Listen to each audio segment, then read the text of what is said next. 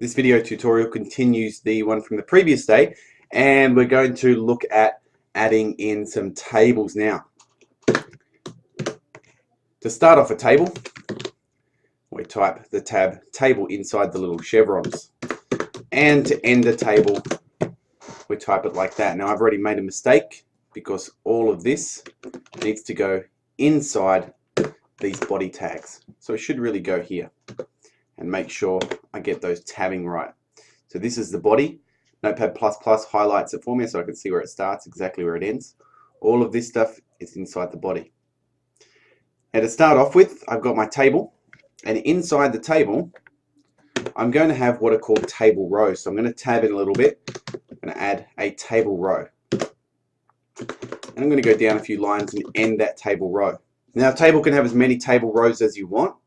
You're not limited by how many rows you can have in a table. In fact, you can write scripts in PHP or another language that will generate these tables dynamically for you from a database. And that's what we're going to end up doing a little bit. I'm going to give you kind of a program loop later on that you can implement. It'll generate these tables for you automatically. Inside each table row, you have a number of cells. And cells start off with TD. So this is going to be row 1, cell 1. And I end the data cell. So TD stands for data cell.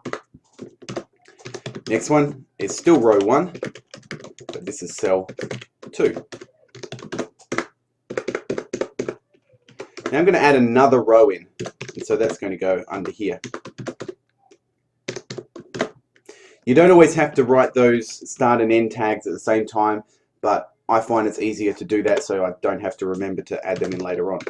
So TD, this is now row 2, cell 1. And this is now row 2, cell 2.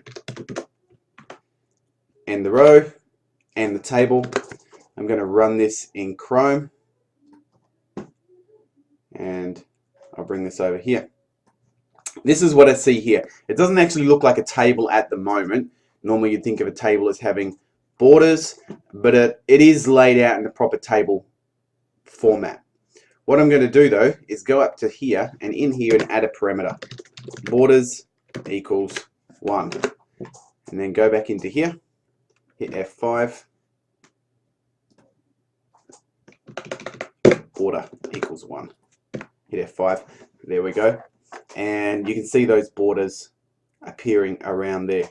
There are a whole lot of other options we can format. It's going to be easier to format it in the style sheet than in the actual document here. So we'll get on to formatting that stuff later.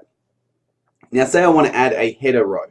What I can do at the top here, add another row, tr, ntr, and in here, th will add a header row. Header 1, NTH, TH, header 2, NTH, and the table row. Done that, go back to here, update it, I've got my headers in there. They look a little bit different, they're bolded by default. If I happen to add in, say I add in a third header, and I don't update the corresponding data cells down the bottom for the other rows, it still works. Just gives me empty cells in here. So I'll close that off. And finally, not covered in the tutorial task, at the top here I can add a caption.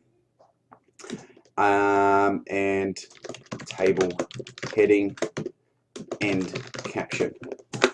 And hit F5 and go into here, it puts a table heading on my table. So that's how you make a table in HTML. HTML5, this caption option is new in HTML5. It's optional, you don't have to put it in, but sometimes it can be really cool and you can put nice little headings on there. They're going to stay centered over there. Notice the tabbing here. This table begins and ends down here. The caption starts and ends there, but it's inside the table. This row starts and ends there. This row starts and ends here. This row here and here. The data cells all start and end. And I can format everything out quite neatly.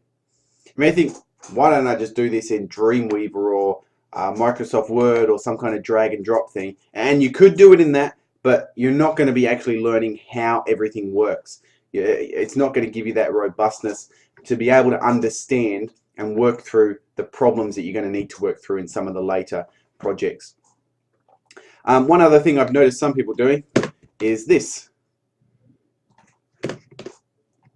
In HTML5, that's entirely optional. You don't need to do it. If you don't know what that's for or which tags to put them on, don't put them at the end, because some of them you can break it. But in HTML5, the void tags, they're optional. You can leave them on, you can leave them off. There's no specification. It's personal preference. I prefer to leave them off because that way I don't have to remember which ones they go on and which ones they don't, and just put the closing or opening and the closing tags, which have the / at the start rather than the end.